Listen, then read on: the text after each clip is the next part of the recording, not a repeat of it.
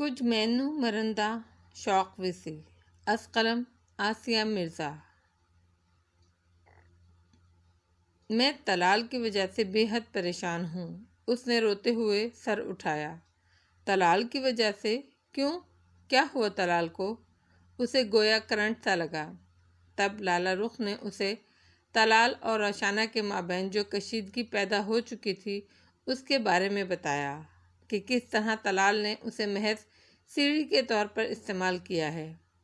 مصطفیٰ خان کے لیے یہ انکشاف بھی کسی دھچکے سے کم نہ تھا کہ اس کے لیے یہ بات بھی کسی نشتے سے کم نہ تھی کہ لالا رخ پر اس کے ساتھ شادی کے لیے طلال نے باقاعدہ دباؤ ڈالا ہے، تو ساری آگ گویا اسی پر گری ہے۔ وقفے وقفے سے نکلنے والا دھواں اسی آگ کی پیداوار ہے۔ اس تکلیف دہ انکشاف پر وہ کتنی ہی دیر بے ارادہ چپ سا رہ گیا۔ میں سوچ بھی نہیں سکتی تھی کہ طلال کے دل میں روشانہ کے لیے کوئی گداز جذبہ نہیں ہے۔ لالا رخ دل گرفتگی سے بولی۔ مصطفیٰ خان نے بے اختیار اسے ایک متصفانہ نگاہ سے دیکھا۔ سوچ تو میں بھی نہیں سکتا تھا کہ تمہارے دل میں بھی میرے لیے کوئی نرم گوشہ نہیں ہے۔ افسردگی تھی کہ روح میں اترتی ہوئی محسوس ہو رہی تھی۔ اگر طلال کے دل میں ایسا کوئی جذبہ ہے ہی نہیں تو تمہارے خیال میں اس تعلق کو بندھے رہنے کا کیا فائدہ ہے؟ وہ افسردگی کے اس شہر سے نکلتے ہوئے دھیرے سے بولا۔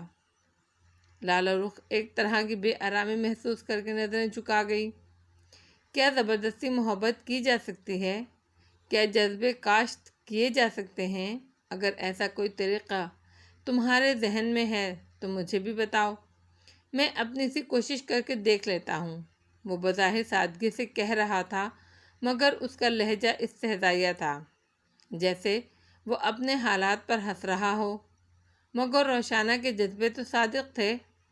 اس نے طلال سے محبت کی ہے، اس طرح تو وہ مر جائے گی۔ ارے کوئی نہیں مرتا، سب زندہ رہتے ہیں۔ رہا دل کے بکھرنے اور ٹوٹنے کا سوال تو اس کی پرواہ دل توڑنے والے کو نہیں ہوتی۔ بہرحال سر کو خفیف سا جنبش دے کر کرسی سے اٹھ گیا۔ اب تم کیا چاہتی ہو؟ اس کے جھکے سر پر نگاہیں جماتے ہوئے وہ پرخیال انداز میں اسے دیکھنے لگا۔ صرف اور صرف طلال اور روشانہ کی خوشیاں۔ ایک افسردہ سی سانس اس کے لبوں سے نکل گئی۔ اور اپنے لیے؟ وہ بے ساختہ پن سے پوچھ بیٹھا۔ لالا رخ نے ذرا سی نگاہ اٹھائی مگر دوسرے ہی پل ان نگاہوں کی حدت سے نظریں چرا گئی۔ مجھے اپنے حصے کے غم اور خوشیاں مل چکے ہیں مگر میں روشانہ کو ٹوٹتے بکھرتے نہیں دیکھ سکتی۔ وہ آہستہ سے اٹھی اور اپنا اعتماد بحال کر کے اس کے سامنے جا کھڑی ہوئی۔ میں جانتی ہوں محبت کا پودا کسی کے اندر زبردستی نہیں اگ سکتا جب تک دوسرا اسے اپنے اندر اگنے نہ دے، مگر کسی کی زمین دل ہی بنجر ہو گئی ہو تو وہاں کوئی پودا کس طرح اگ سکتا ہے؟ مصطفیٰ خان نے بے اختیار اس کے کاندھے کو چھوا تو وہ پوری جان سے کانپ کر رہ گئی۔ ہاں، کوئی کسی کے دل میں کیوں کر اتر سکتا ہے جب مقابل اترنے ہی نہ دے؟ بنجر زمین سیراب تو اس وقت ہو سکتی ہے نا جب وہاں کسی کو خیمے لگانے کی اجازت ہو، کاشت کرنے کے جتن کرنے کی اجازت ہو۔ بے آب میدان بھی نخلستان بن جاتے ہیں جب موسم بدلتے ہیں، خوشگوار ہواؤں کے جھکڑ چلتے ہیں۔ مگر ان ہواؤں کو رخ دیا جائے تو؟ اس کا لہجہ خود فراموشی کی لپیٹ میں آ گیا۔ لالا رخ کو اپنے پہلو سے ایک آنچ اٹھتی محسوس ہو رہی تھی۔ اس نے تڑپ کر پیچھے ہٹنے کی کوشش کی مگر اس کے کاندھے پر مصطفیٰ کی گرفت بے حد مضبوط تھی۔ وہ ایک بے بسی محسوس کر کے رہ گئی اور اپنی لرزیدہ پلکیں اوپر اٹھائیں۔ کوئی بھی انسان صرف اپنے ہی اندر نہیں جینا چاہتا، وہ کسی اور کے دل میں بھی زندہ رہنا چاہتا ہے۔ یہ خواہش بہت فطری ہے لالا، اس سے منہ نہیں موڑا جا سکتا، چاہے وہ تم ہو، میں ہوں یا طلال جیسا آدمی ہو۔ لالا رخ یکدم جھٹکے سے پیچھے ہٹی۔ ایک خوف اس کے رگ و رگ کو چھو گیا، جیسے سورج ڈوبنے کے بعد کا منظر اس میں آ کر ٹھہر سا گیا ہو۔ مگر دوسرے ہی لمحے وہ اپنے سرخ ہونٹوں کو باہم دبا گیا اور ایک گہری سانس کھینچتے ہوئے اس کے آہو چشم میں جھانکا اور بے اختیار ہلکے سے ہنس دیا۔ کیا تم سمجھتی ہو تمہارے اس طرح بدک جانے سے یا اتنی خفیف سی مزاحمت میرے لیے رکاوٹ ثابت ہو رہی ہے؟ ہرگز نہیں۔ یہ خوش فہمی یا غلط فہمی دل سے نکال دو لالا رخ۔ میں ان فاصلوں کو خود نہیں پاٹنا چاہتا، ورنہ تمہاری یہ کوشش محض ریت کی دیوار ثابت ہوگی۔ اسے شاید اس کی حالت پر رحم آ گیا تھا۔ وہ حقیقتاً اس وقت بے حد قابل رحم معلوم ہو رہی تھی۔ میرے کہنے کا مقصد یہ ہے کہ طلال بھی فطری خواہش سے الگ نہیں ہے۔ ایک نارمل آدمی کی طرح اس کے اندر بھی یقیناً چاہنے اور چاہے جانے کی فطری خواہش میں چلتی ہوگی۔ وہ بھی محبت کرنے اور پانے کی طلب رکھتا ہوگا، اور طلال جیسا آدمی محض تم پر دباؤ ڈالنے کے لیے ایک لڑکی کی زندگی سے کھیلے، یہ ناممکن سی بات ہے۔ وہ ایک تیر سے دو شکار کر رہا ہے، بلکہ یقیناً اس نے ڈبل گیم ہی کھیلا تھا۔ میرے حصے میں تو خیر جو آنا تھا وہ آیا، مگر اپنا حصہ بھی وہ خوبصورتی کے ساتھ تقدیر سے حاصل کر چکا ہے۔ کیا مطلب؟ وہ قطعاً نہ سمجھ سکی۔ مطلب یہ مائی ڈیئر لائف وائف کہ اگر اس کے دل میں روشانہ کے لیے رتی بھر بھی گنجائش نہ ہوتی تو وہ نکاح کا جھنجھٹ ہرگز نہیں پالتا، محض منگنی تک بات رکھتا۔ مگر چونکہ وہ روشانہ اسد کو بھی کھونا نہیں چاہتا تھا، سو اس نے سارے کارڈز اپنے ہاتھ میں ہی رکھ لیے۔ وہ بات ختم کر کے ہلکے سے مسکرایا اور نہایت اطمینان سے کرسی کی بیک پر سر ٹکا کر نیم و آنکھوں سے اس کے چہرے کو تکنے لگا، جہاں ایک رنگ آ رہا تھا، ایک جا رہا تھا۔ کچھ سمجھ بھی آ رہی تھی اور الجھن بھی ہو رہی تھی۔ پھر جیسے تھک کر دونوں ہاتھوں میں سر تھام کر کرسی پر ڈھہ سی گئی۔ مصطفیٰ خان کی باتیں دل پر لگ رہی تھیں۔ اگر ایسی ہی بات ہے تو طلال کا رویہ پھر اتنا روڈ کیوں ہے؟ وہ کچھ سوچ کر بولی، ایسی کوئی بات ہے ہی نہیں، اس کا فیصلہ طلال کو ٹٹول کر کیا جا سکتا ہے۔ اس نے کندھے اچکا دیے۔ لالا رخ نے گہری سانس یوں کھینچی جیسے کوئی وزنی بوجھ سینے سے سرک گیا ہو۔ اس شخص سے لاکھ وہ برہم تھی، مگر اس لمحے اسے بہت بڑا سہارا محسوس ہو رہا تھا، جیسے کوئی تھکا ہارا مسافر صحرا میں بھٹکتے بھٹکتے کسی نخلستان میں خیمہ زن قافلے سے آ ملا ہو۔ اس نے ممنون نظروں سے مصطفیٰ خان کی طرف دیکھا، وہ بھی اسی کی طرف دیکھ رہا تھا۔ نظریں ملنے پر وہ سر پٹا کر جلدی سے اپنی جگہ سے اٹھتے ہوئے بولی، آپ کی چائے تو پڑی پڑی یوں ہی ٹھنڈی ہو گئی ہے، میں گرم کر کے لاتی ہوں۔ اس سے پہلے کہ وہ اسے روک دیتا، وہ تپائی سے مگ اٹھا کر کمرے سے نکل گئی۔ مصطفیٰ خان نے ایک عجیب سی بے بسی محسوس کرتے ہوئے ناآسودہ سی سانس کھینچی اور کرسی کی پشت سے سر ٹکا لیا۔ تیری بے رخی کے دیار میں، گھنی تیرگی کے حصار میں، جلے کس طرح سے چراغ جاں، کرے کس طرح سے کوئی سفر۔ اسے یقین تھا چائے اب وہ جنت بی بی کے ہاتھ ہی بھیجے گی۔ فون کی مسلسل ہونے والی بیل نے اس کے خیالات کے تسلسل کو توڑا تھا۔ اس نے گردن موڑ کر دیکھا، پلوشا ریسیور اٹھا چکی تھی۔ دوسری طرف جانے کون تھا؟ وہ پہلے حیران ہوئی، پھر شدید حیران۔ اس کی ہنسی کی جھنکاریں اس کے کانوں سے ٹکرانے لگیں۔ اس نے سوچا، کتنی بے فکری کی زندگی ہے وشی کی بھی، آزاد اڑتے پرندے کی طرح۔ کبھی وہ بھی ایسی ہی بے فکری سے سانسیں بھرتی تھی۔ اس کا دل بھی ہمہ وقت خوش، مست اور اپنے آپ میں مگن رہتا تھا، مگر اب ہے عشق ایک روگ، محبت عذاب ہے، ایک روز یہ خراب کریں گے کہا نہ تھا۔ آپ ہی پلوشا اس کے نزدیک آئی، وہ اسے پکار رہی تھی۔ اس نے سر اٹھا کر اس کی طرف دیکھا۔ طلال بھائی کا فون ہے۔ اس نے جھکتے ہوئے شرارت بھرے انداز میں سرگوشی کی۔ کیا بدتمیزی ہے! ریموٹ اس کے ہاتھ سے گرتے گرتے بچا۔ ناگواری سے اس کی پیشانی شکن آلود ہو گئی۔ جناب، یہ بدتمیزی نہیں ہے، یہ محض اطلاع ہے، پلوشا جلدی سے بولی۔ وہ دم بخود رہ گئی، جیسے وہ اسے کوئی ناآشنا زبان میں بے حد مشکل بات سمجھا رہی ہو۔ لیجئے، صرف فون کا سن کر ہی آپ عالم مدہوشی میں چلی گئیں؟ ہوش میں آ جاؤ، اگر وہ روبرو آ گئے تو کیا ہوگا؟ آپ تو عالم بالا میں پہنچ جائیں گی۔ پلویشا نے اس کے آگے ہاتھ نچایا۔ وہ جھینپ کر نظریں جھکا گئی اور ریموٹ سے چینل بدلنے لگی۔ جائیے بات کریں۔ اچھا ٹھہریں، میں فون ادھر لے آتی ہوں۔ وشی پلیز انہیں منع کر دو۔ میں آپ ہی کپال کرتی ہیں آپ بھی۔ اب ایسے بھی کیا رکھائی؟ پلویشا نے اس کی بات کاٹ کر تادیبی نظروں سے اسے دیکھا اور جا کر فون اٹھا لائی۔ وہ بیچارگی آمیز کرب محسوس کر کے رہ گئی۔ پلویشا کے جانے کے بعد وہ کتنی دیر تک ریسیور پکڑے یوں ہی بیٹھی رہی، پھر اپنا اعتماد بحال کرتے ہوئے بولی، اگر میں کہوں کہ میں آپ سے بات کرنا نہیں چاہتی تو؟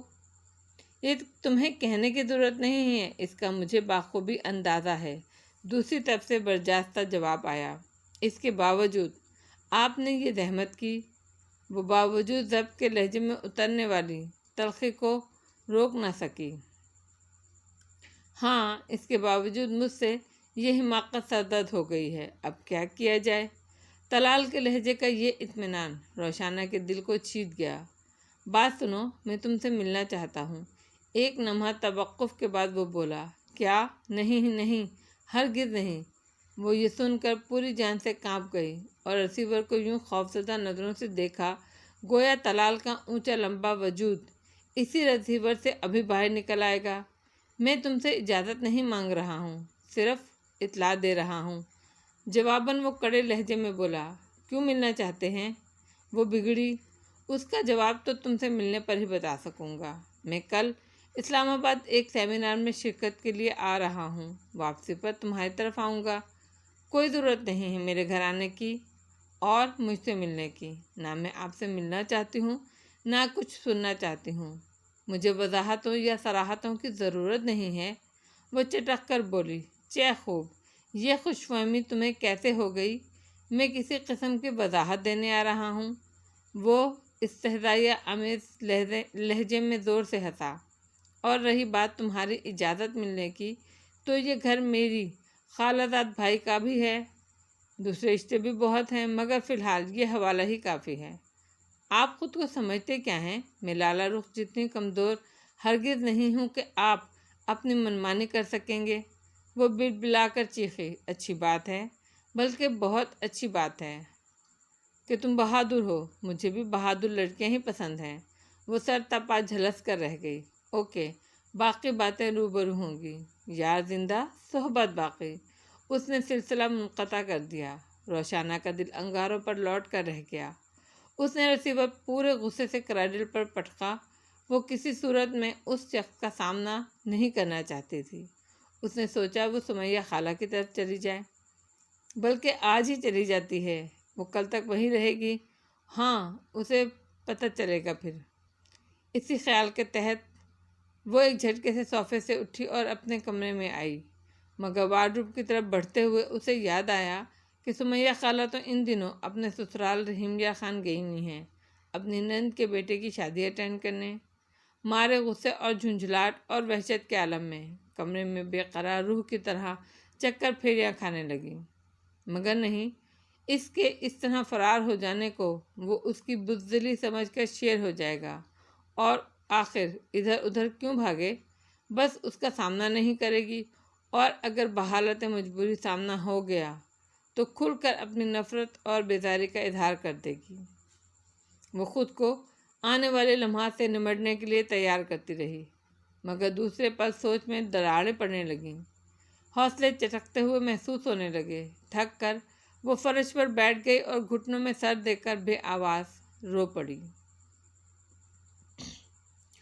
اس نے مورے اور لالا شہباز کے لیے لنچ بنایا، آقا جان کے لیے پرہیزی کھانا بنا کر مشتبہ کے ہاتھ ہاسپٹل بھیج دیا۔ مصطفیٰ خان بہت سویرے ہی چلا گیا تھا، رات وہ اسٹڈی روم میں ہی رہا۔ اس نے سوچا کہ اچھا ہی ہوا جو صبح اس سے سامنا نہیں ہوا، تاہم وہ صرف اس وجہ سے ٹینشن میں مبتلا ضرور تھی کہ کم از کم طلال کے سلسلے میں وہ اسے کوئی تسلی آمیز جواب دے کر نہیں گیا تھا کہ آیا وہ طلال سے رابطہ کرے گا یا نہیں۔ وہ طلال اور روشانہ کا مسئلہ جلد از جلد حل کرنا چاہتی تھی، اس سے پہلے کہ بات رفیہ بیگم یا دوسرے لوگوں کے علم میں آ جائے۔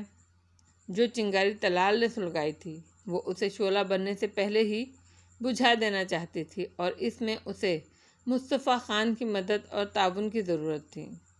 وہ انہی سوچوں اور تفرقات میں الجھی کمرے میں آ کر یوں ہی قرینے سے رکھی ہر شے کو نئے سرے سے ترتیب دینے لگی۔ پالش شدہ رائٹنگ ٹیبل پر مصطفیٰ خان کی کتابیں اور ضروری فائلیں ترتیب وار رکھتے ہوئے یوں ہی وہ ایک فائل اٹھا کر دیکھنے لگی۔ انگریزی کی طرح اس کی اردو کی رائٹنگ بھی بے حد خوبصورت تھی۔ لفظ لفظ جیسے صفحات پر موتی کی طرح بکھرے ہوئے محسوس ہوتے تھے۔ وہ بکھرے پرچے پن اپ کرنے لگی کہ ایک پرچے پر اس کی نظر پڑی جس پر ایک نظم لکھی ہوئی تھی: محبت تم نے کب کی ہے، محبت میں نے کی، تم نے تو بس ایک خاموشی کی اوٹ میں رکھ کر کچھ اپنے لمس کے مصرے میرے دل میں اتارے ہیں۔ لب نم ساس کے نم میں کئی نظمیں بھگو کر میرے شانے پر بکھیری ہیں۔ محبت تم نے کب کی ہے، محبت میں نے کی ہے، تم نے اپنی آنکھوں میں دور تک اسرار میں ڈوبی ہوئی ایک شام جیسے سرد آنکھوں میں مجھے تحلیل کرنا تھا، تو میں بھی ایک بے وقت سے لمحے کی طرح اب تک تمہارے پاؤں کی مٹی سے لپٹا ہوں۔ نہ تم نے پاؤں کی مٹی کو جھٹکا ہے، نہ اس بے وقت و بے مایا لمحے کو اٹھا کر اپنی پیشانی پہ رکھا ہے۔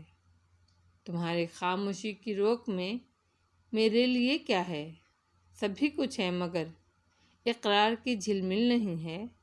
سمندر موج زن ہے اور کوئی ساحل نہیں ہے۔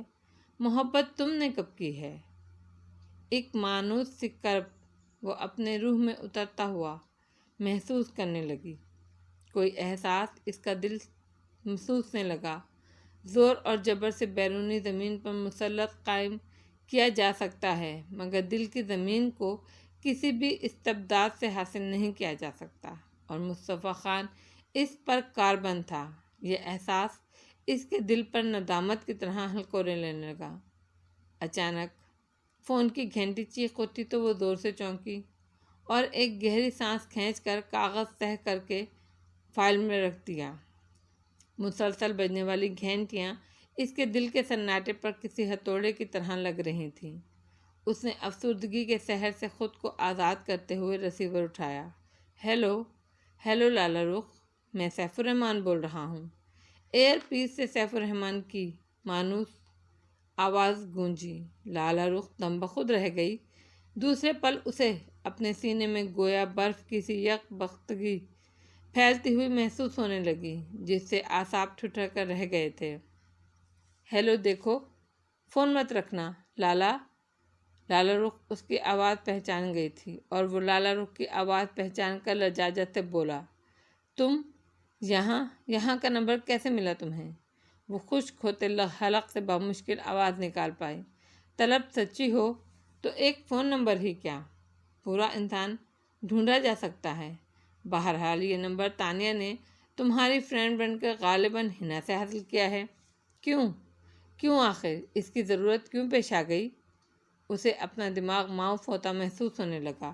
مارے خوف کے ادھر ادھر دیکھا، حالانکہ اسے خبر تھی اس وقت گھر میں ملازموں کے علاوہ کوئی نہیں، مگر اندر کی وحشت نے اسے خوف زدہ کر دیا تھا، جیسے سیف الرحمن فون پر نہ ہو، اس کمرے کی چھت سے کود پڑا ہو یا دیواروں سے نکل کر کمرے میں آ گیا ہو۔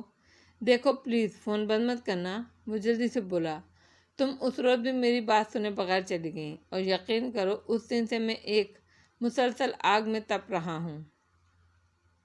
تمہارا تصور مجھے سونے نہیں دیتا، نہ جینے دیتا ہے۔ مجھے لگ رہا ہے میں تمہاری محبت میں نئے سرے سے گرفتار ہو گیا ہوں۔ آئی مس یو لالا، آئی مس یو۔ وہ بے تابیاں چٹخ رہی تھیں، بے قراریاں ہلکورے لے رہی تھیں۔ لالا رخ کے وجود پر ایسا سناٹا چھا گیا گویا وہ بیٹھے بیٹھے کسی خلا میں اترتی چلی جا رہی ہو، ایسے خلا میں جہاں گہری دلدوز تاریکی کے سوا کچھ نہیں تھا۔ مجھے اپنی تمام تر غلطیوں کا اعتراف ہے۔ میں تمہیں چھوڑ کر بہت شدید غلطی کر چکا ہوں، اور اس کا خمیازہ میں مسلسل 3 سال سے بھگت رہا ہوں۔ کیسا خمیازہ؟ کیا کمی ہے تمہاری زندگی میں؟ صبوحی ہے، ایک بیٹی کے باپ بن کر اب کس بات کی کمی محسوس کر رہے ہو تم؟ اور تم نے خمیازہ کیا بھگتا ہے؟ ساری اذیت، رسوائی اور ذلت عورت کے حصے میں آتی ہے۔ وہ چونچ لٹکی جیسے شیشے پر پتھر پڑا ہو۔ تم نے کیا دکھ اٹھائے ہیں سیف الرحمن؟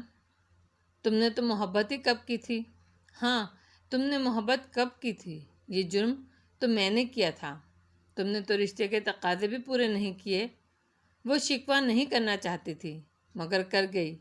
ایک طرح کی بے اختیاری تھی جس کی لپیٹ میں آ کر وہ رو پڑی۔ سیف الرحمن ان رویوں کو غنیمت جانتے ہوئے بولا، تم چاہو تو میں ازالہ کرنے کو تیار ہوں۔ ہاں لالا رخ، میں اب بھی تلافی کرنے کو تیار ہوں۔ کیا تلافی کرو گے تم؟ کیا ازالہ کر سکتے ہو میرے ان زخموں کا، ان اذیت اور ذلت آمیز لمحوں کا کہ تمہارے پاس کون سا مرہم ہے؟ وہ غم اور غصے سے پھٹ پڑی۔ تم چاہو تو اب بھی ہے۔ اس کی آواز دھیمی سرسراتی ہو گئی۔ انسان اگر سمجھدار ہو، عقل مند ہو، قوت فیصلے کی صلاحیت ہو تو تلافی اور ازالے کا امکان کبھی بھی ختم نہیں ہوتا۔ خوشیوں کے در کھولے بھی جا سکتے ہیں، نئی راہیں سجھائی جا سکتی ہیں، بس تھوڑی ہمت اور حوصلے کی ضرورت ہے۔ اینی وے یہ باتیں ہم ملاقات پر کریں گے۔ میں ملنا چاہتا ہوں تم سے لالا رخ، اور بار بار ملنا چاہتا ہوں۔ بہت سی باتیں ہیں میرے دل میں جو میں تم سے کرنا چاہتا ہوں، بولو، کیا تم بھی یہی چاہتی ہو؟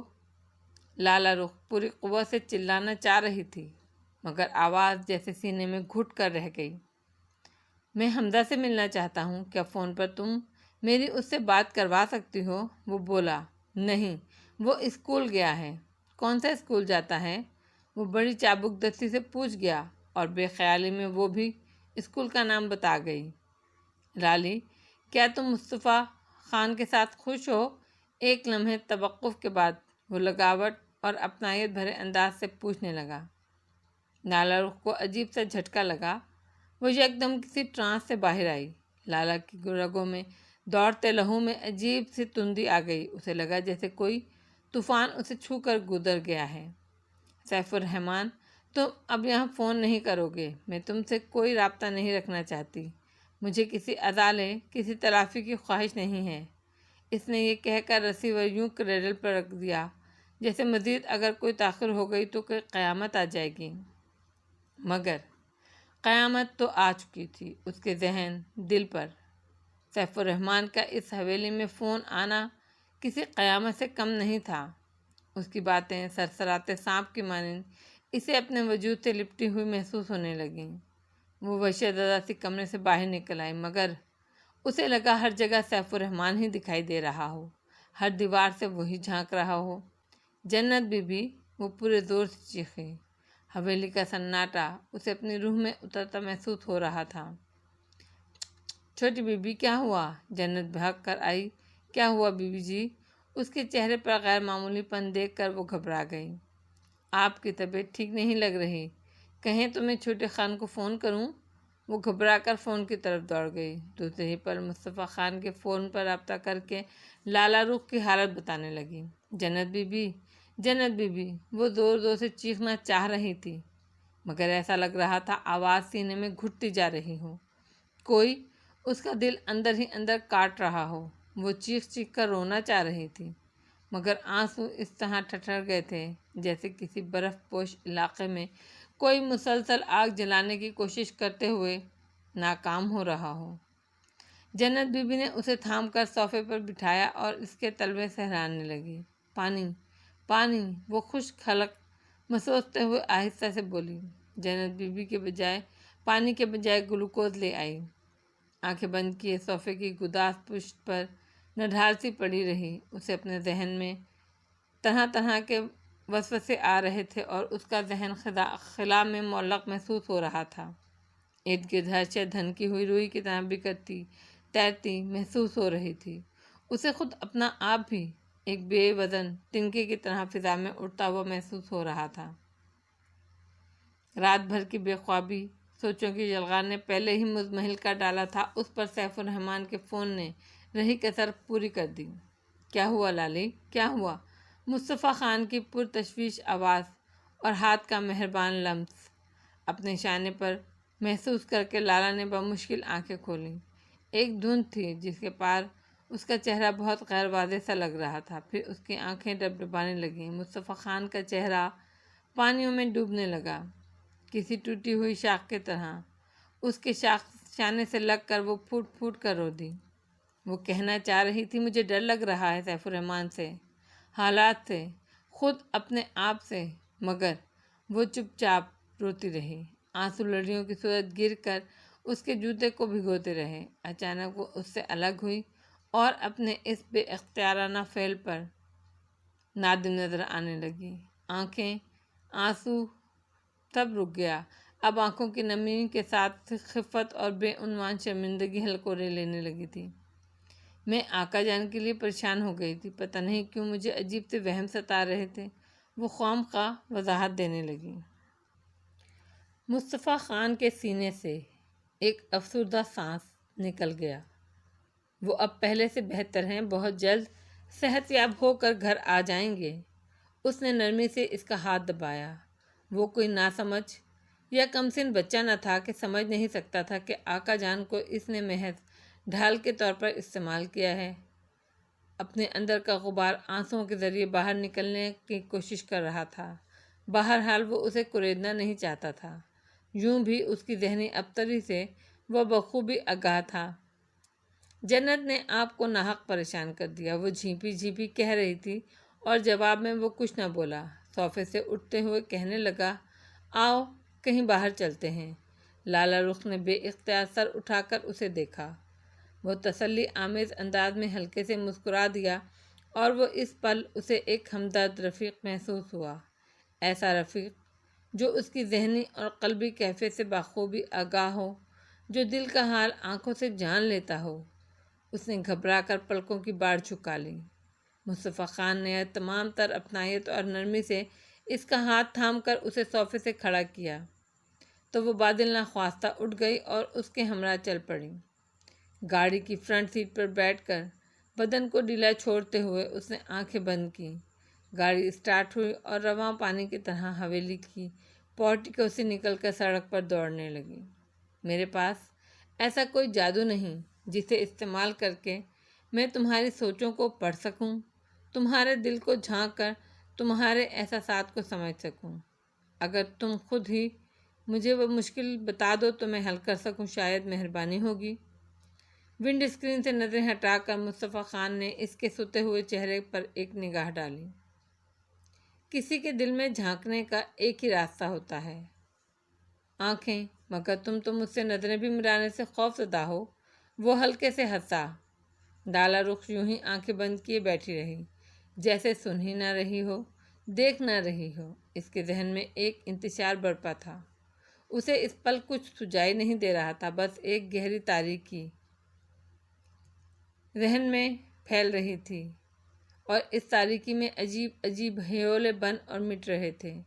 جانتی ہو، شکستگی کا عذاب موت سے زیادہ اذیتناک اور تکلیف دہ ہوتا ہے۔ ایک بار مرنا آسان ہے لالی، بار بار بکھرنے اور ٹوٹنے کا عمل ناقابل برداشت ہوتا ہے۔ اس نے گاڑی ایک جھٹکے سے روک کر اس کا بازو پکڑ کر جھنجھوڑا۔ لالا رخ نے اپنی متورم آنکھیں بمشکل اٹھا کر اس کی طرف دیکھا، پھر کھڑکی کی طرف چہرہ کرتے ہوئے بولی، اس تکلیف کو، اس اذیت کو مجھ سے زیادہ اور کون جان سکتا ہے؟ میری طرح کون بکھر بکھر کر جڑا ہوگا اور جڑ جڑ کر بکھرا ہوگا؟ مصطفیٰ خان نے اسے دیکھا، پھر اس کا ہاتھ جھٹک کر اپنے دونوں ہاتھ اسٹیئرنگ پر رکھ کر فوراً خود آزاری کسی کیفیت میں سر کو خفیف سی جنبش دی۔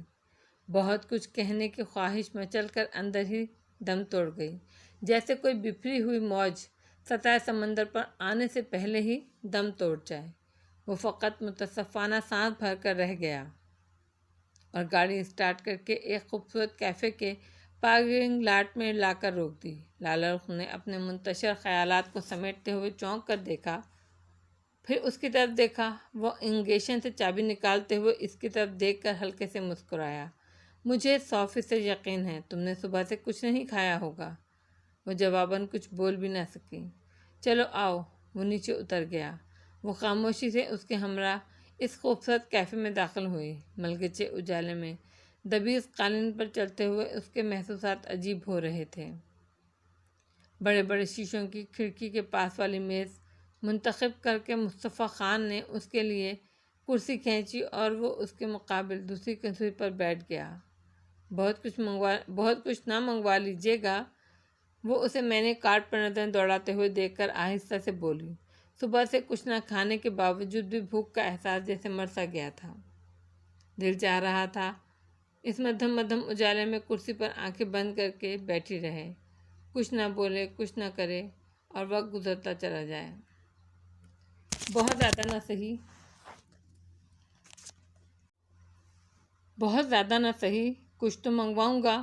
وہ مینو کارڈ پر ٹک مارک کرتے ہوئے مسکرایا اور کارڈ مؤدب کھڑے ویٹر کے حوالے کر دیا۔ میں ایک طویل عرصے بعد اس کیفے میں آیا ہوں۔ جب کبھی بہت زیادہ اداس ہوتا تھا تو عموماً یہاں چلا آیا کرتا تھا اور اسی میز کا انتخاب کرتا تھا۔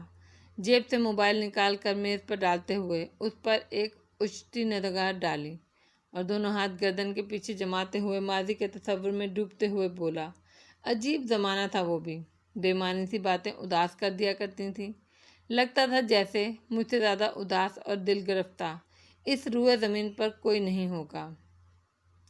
چھوٹی چھوٹی باتیں ڈسٹرب کیا کرتی تھیں، مگر اب سوچتا ہوں تو ہنسی آتی ہے۔ بھلا وہ باتیں بھی کوئی اہمیت رکھتی تھیں؟ کیا اب کوئی بات اداس نہیں کرتی؟ وہ جانے کس خیال کے تحت پوچھ بیٹھی۔ اس نے ابرو اچکا کر اس کی طرف دیکھا اور مبہم سے انداز میں مسکرایا۔ وقت کے ساتھ ترجیحات بدل جایا کرتی ہیں۔ جو باتیں پہلے بے حد مسرور اور خوش کیا کرتی تھیں وہ اب کوئی معنی نہیں رکھتی تھیں۔ اس طرح جو باتیں بہت اداس اور دل گرفتہ ہو کر دینے والی تھیں وہ اب بے حد عام سی لگتی ہیں۔ شاید اسی لیے انسان جب تک خنجر سے زخمی نہ ہو اسے ایک کانٹے کا چبھنا بھی تکلیف دے جاتا ہے، مگر جب زخموں سے چور ہو تو ان معمولی خراشوں کی اذیتیں بے معنی ہو کر رہ جاتی ہیں۔ وہ بہت عام سے انداز میں کہہ رہا تھا، مگر اس کی سرمئی آنکھوں کے پاس ایک گہری اداسی رقم تھی۔ دوسرے پل وہ ہلکے سے ہنس دیا۔ ہے نا عجیب بات، یہ وقت بھی بڑی نت نئے تجربات ہماری جھولی میں ڈالتا چلا جاتا ہے، گزرے واقعات کو بے معنی کر کے حل نکالتا ہے۔ اس نے اس کا چہرہ دیکھا جہاں ایک اضطراب ہلکورے لیتا دکھائی دیا۔ اس کی باتیں لالا کو ایک بے عنوان سی شرمندگی میں دھکیل رہی تھیں۔ اس نے لالا خان کی ذات کے کئی رنگ دیکھے، مہکتے، مسکراتے، کھٹکتے، محصور کن، مگر اب تو جیسے ایک ہی موسم اور ان پر آ کر ٹھہر گیا تھا، اور کبھی کبھی تو اسے لگتا وہ اس کے ساتھ شدید قسم کی زیادتی کی مرتکب ہو رہی ہے اور خود اپنے ہاتھوں سے ایک اچھا دوست کھو رہی ہے۔ وہ ایسا کسی شعوری کوشش کے تحت نہیں کر رہی تھی۔ بہت کچھ چاہنے کے باوجود اور بہت کچھ نہ چاہنے کے باوجود ہوتا چلا جا رہا تھا۔ وہ ٹھہر کر سوچنے لگی، سنبھلنا چاہتی تھی کہ سیف الرحمن کے فون نے اسے پھر اضطراب میں دھکیل دیا تھا۔ وہ جیسے ساحل پر آتے آتے پھر کوئی تند لہر موج کے سپرد کر دے، اس کو ایسا محسوس ہوتا تھا۔ وہ ماضی کو بھلانے کی جتن کر رہی تھی، مگر مجسم ماضی اس کے سامنے آ کر کھڑا ہو گیا تھا۔ مورے کو مجھ سے شکایت ہے کہ میں تمہارا خیال نہیں رکھتا، تمہیں وقت نہیں دیتا، تمہاری کیئر نہیں کرتا۔ اب تم بتاؤ میں انہیں کیسے مطمئن کروں؟ وہ مسلسل اسے بکھرے دیکھ کر کہہ رہا تھا اور اس کی نگاہوں میں اس کی پلیٹ پر تھیں۔ میں تو ٹھیک ہوں، مورے تو یوں ہی پریشان ہو جاتی ہیں۔ جھینک کر وہ پلیٹ کے سلاد کے ساتھ چکن رول ڈال کر کھانے لگی، پھر اسے سگریٹ سلگاتے دیکھ کر بولی، آپ بھی تو کچھ نہیں کھا رہے؟ ایکچولی میں نے گھنٹہ بھر پہلے ہی لنچ کیا تھا۔ تو کیا یہ اتنا سارا صرف میرے لیے منگایا ہے؟ وہ بھری ہوئی ٹیبل دیکھ کر حیران ہوئی۔ اتنا سارا کہاں ہے؟ اس نے اپنے کسی خیال سے چونک کر اچھتی نگاہ اس پر ڈالی۔ لگتا ہے مورے نے آپ کو کچھ زیادہ ہی جھاڑ پلا دی ہے۔ وہ بے ساختہ پن سے ہنس پڑی۔ مصطفیٰ خان نے چونک کر اس کی طرف دیکھا اور دیکھتا ہی رہ گیا۔ خوشنما ہونٹوں کی تراش میں پھوٹنے والی ہنسی اسے بہت بڑی مانوس محسوس ہوئی۔ وہ کھو سا گیا۔ ماضی کی وہ خوشگوار شام اسے یاد آ گئی۔ سیاہ شنیل کی چادر اوڑھے طلال کی کسی بات پر کھل کر ہنسی کے سر بکھیرتی۔ میں اتنا کچھ نہیں کھا سکوں گی، وہ کہہ رہی تھی۔ وہ ایک گہری سانس بھرتے ہوئے ہولے سے مسکرا دیا۔ اب تو مجبوری ہے، کھانا ہی پڑے گا، ورنہ پیسے برباد ہو جائیں گے، اور میرا نہیں خیال تم ایسی ظالم بیوی ہوگی جو شوہر کے پیسے برباد ہوتے دیکھ کر خوش ہو۔ وہ کچھ نہ کہہ سکی، لفظ اس پر نگاہ ڈال کر رہ گئی۔ یہ تو بہت چھوٹی چھوٹی توقعات تھیں۔ ایک چھت تلے رہنے والے ایک دوسرے سے وابستہ کر لیتے ہیں توقعات، یا از خود وابستہ ہو جاتی ہیں۔ جو کچھ بھی تھا وہ ان لمحات میں اس کا ساتھ چاہ رہی تھی۔ اس کی ہمراہی اسے تقویت دے رہی تھی۔ اس کا منتشر ذہن معمول پر آیا تھا، ورنہ لگ رہا تھا اس کے اعصاب چٹک جائیں گے۔ اسے بھی تعجب ہوا کہ وہ غیر محسوس طور پر سنبھل گئی تھی۔ وہ کیفے سے باہر آئے تو لالہ رخ کو اپنے تپے ہوئے رخساروں پر ہوا عجیب خشک اور خنک محسوس ہونے لگی۔ وہ گاڑی بے مقصد سڑکوں پر بھگاتا رہا، جبکہ وہ شیشے کے باہر جھانکتی رہی۔ سڑکوں کے اطراف دلکش پہاڑوں کے اونچے نیچے سلسلے دور تک پھیلے ہوئے تھے، جن کے دامن میں کہیں کہیں کھردرے پودے اگے تھے تو کہیں چمکتی بیلیں جھوم رہی تھیں، جن پر ننھے ننھے دیدہ دیب پھول کھلے نظر آ رہے تھے۔ اس نے ایک گہری سانس یوں کھینچی جیسے فضا میں پھیلی خوشبو کو اپنے پھیپھڑوں میں بھر لینا چاہ رہی ہو۔ پھر سیٹ کی پشت سے سر ٹکا لیا اور یوں ہی دزدیدہ نگاہوں سے مصطفیٰ خان کی طرف دیکھا۔ وہ اپنے انابی لبوں کو باہم دبائے جانے کیا سوچ رہا تھا اور کیوں اسے سڑکوں پر لیے پھر رہا تھا۔ وہ نہیں جانتی تھی، یا جاننے کے باوجود جاننا نہیں چاہتی تھی۔ اس کی آنکھوں کے زیریں کنارے ہمیشہ ہی کی طرح سرخ ہو رہے تھے، جبکہ ناک کے اطراف یہ سرخی چہرے کے دوسرے حصوں کی نسبت زیادہ گہری تھی۔ وہ نہیں جان سکی کہ یہ سرخی موسم کے باعث تھی یا اس کے کسی اندرونی خلفشار سے جنم لینے والی سرخی تھی۔ اس کی پیشانی پر لکیروں کا جال بھی پھیلا ہوا تھا۔ اچانک اس نے نظروں کا زاویہ بدلا تھا اور لالہ رخ کی طرف دیکھا۔ نظروں کا ہلکا سا تصادم ہوا۔ لالہ رخ نے عجیب سی شرمندگی اور خفت محسوس کرتے ہوئے نظریں کترا لیں اور رخ موڑ لیا۔ وہ جھیپ گئی، کیونکہ گویا کوئی نو آموز چور چوری کرتے ہوئے رنگے ہاتھوں پکڑا گیا ہو۔ تبھی خاموشی بھی کبھی کبھی اتنی سر انگیز اور دلکش ہوتی ہے، مگر جب یہ طویل تر ہو جائے تو وحشت ہونے لگتی ہے۔ آخر کب تک آدمی خاموشی میں معنی مفہوم تلاش کرتا پھرے؟ اور ضروری تو نہیں کہ مقابل بھی اس خاموشی سے وہی معنی تلاش کر رہا ہو یا اس خاموشی سے فیسینیٹ ہو رہا ہو۔ وہ اس کے چہرے پہ پھیلنے والی خفت کو قطعاً نظر انداز کر گیا تھا اور خاصی سنجیدگی سے کہہ رہا تھا۔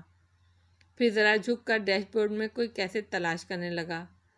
مگر خاموشی کا اپنا ایک حسن تو ہے ہی، وہ آہستہ سے بولی۔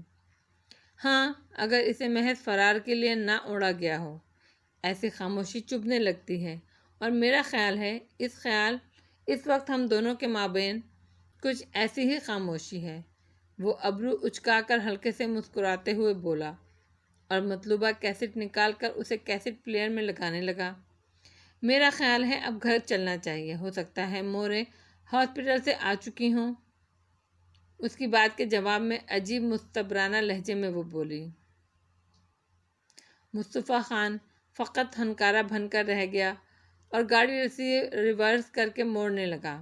واپسی میں وہی خاموشی طاری رہی، مگر اس میں اس لگائی ہوئی کیسٹ سے ابھرنے والی آواز ایک ردھم کے ساتھ بجتی رہی۔ تمہارے شہر کا موسم بڑا سہانا لگے، میں ایک شام چرا لوں اگر برا نہ لگے۔ لالہ رخ نے آہستہ سے ہاتھ بڑھا کر کیسٹ پلیئر کا بٹن بند کر دیا۔ یک لخت خاموشی چھا گئی۔ مصطفیٰ خان جیسے کسی نیند سے چونک کر لالہ رخ کو دیکھنے لگا۔ ابھی گاڑی آپ کچے میں اتار دیتے۔ وہ اس کی توجہ دلانے لگی اور ڈھلوان کی طرف دکھایا۔ اس کا انداز تادیبی تھا۔ مصطفیٰ خان نے ایک گہری سانس بھرتے ہوئے اپنے اطراف میں سڑک کو دیکھا۔ اچھا خاصا ڈھلوان تھا، اس کی معمولی کوتاہی سے بڑا نقصان ہو جاتا۔ سوری، وہ نادم سا ہو گیا۔ پھر کسی خیال کے تحت اس کی جانب دیکھتے ہوئے بولا، میں اپنے ساتھ تمہیں بھی ناحق مروا دیتا۔ کیا خیال ہے، ابھی زندگی سے اتنی نفرت تو نہیں ہوئی کہ موت عزیز لگنے لگے۔ اس کے لہجے میں ایک طرح کی کاٹ تھی۔ لالا رخ کو اپنے دل میں ترازو ہوتی ہوئی محسوس ہوئی۔ باہر کیف میں حادثاتی موت یا خودکشی کی موت کو زندگی پر ترجیح نہیں دوں گی، لالا کہتی ہوئی رخ موڑ گئی۔ چلو اتنی بھی تسلی بہت ہے میرے لیے۔ وہ ایک گہری سانس کھینچ کر یوں ہنسا گویا اسے کسی طرح کی تسلی ہو گئی ہو، اور وہ دل ہی دل میں جھلس کر رہ گئی۔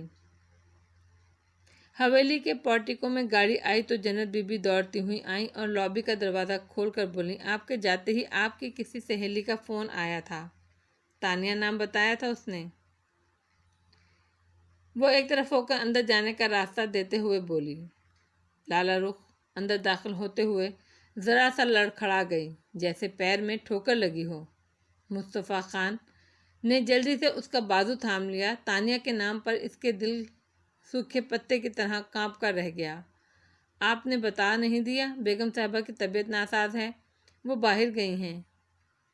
وہ اسے تھام کر اندر داخل ہوتے ہوئے بولا، میں نے تو یہی بتا دیا تھا۔ انہوں نے کہا ٹھیک ہے میں پھر کر لوں گی۔ یہ تانیہ کون ہے؟ فرینڈ ہے تو کوئی تمہاری؟ وہ سرسری انداز میں پوچھنے لگا، اور وہ سر اسبات میں ہلا کر نظریں چرا گئی۔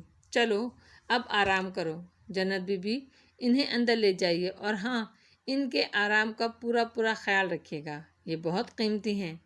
اس نے جنت بی بی کو تاکید کرتے ہوئے اس پر ایک اچھتی نگاہ ڈالی اور فریج کھول کر سافٹ ڈرنک کا ٹین نکالنے لگا۔ میں تو جی اپنی طرف سے پورا خیال رکھتی ہوں، مگر یہ اپنی طرف سے بہت ہی لاپرواہ ہیں۔ جنت بی بی اسے تھام کر کمرے کی طرف بڑھ گئی۔